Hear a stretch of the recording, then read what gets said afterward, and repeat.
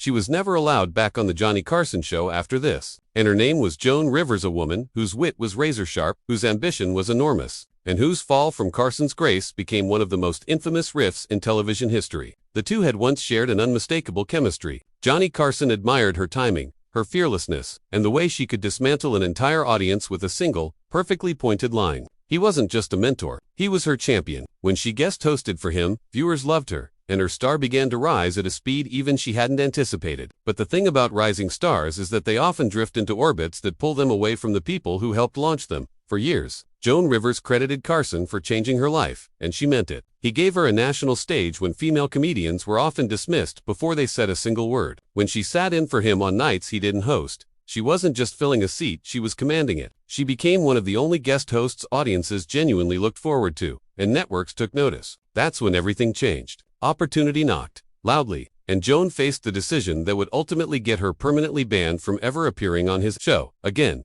In 1986, Fox approached her with an offer that seemed impossible to refuse: her own late-night show, a historic opportunity to become the first woman to host a network late-night program. It was everything she had worked for, but there was a catch. One, she didn't quite calculate deeply enough. Carson, the king of late-night, had always expected his protégés to keep him informed, if not loyally orbit around his universe. Rivers later said she tried to reach him before the announcement, but he never took her call. Carson always said she never tried at all. Somewhere in those conflicting recollections lies a truth impossible to fully untangle. But one thing is certain: when Carson heard the news not from her lips but from the press, something inside him hardened. The moment the announcement hit the media, Carson was done with her. Not upset, not disappointed.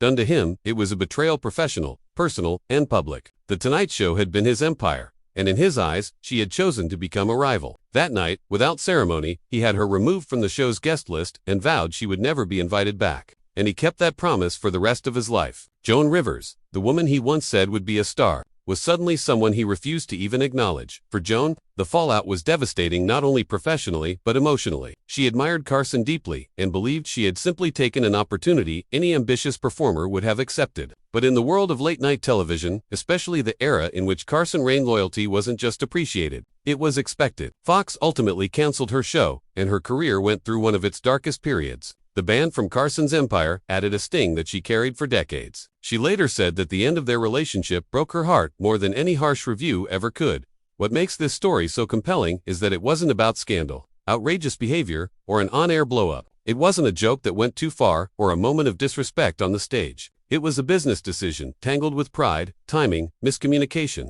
and two strong personalities who felt equally justified in how they reacted. Carson believed he was betrayed. Rivers believed she was abandoned, and neither one ever bridged the distance between them again.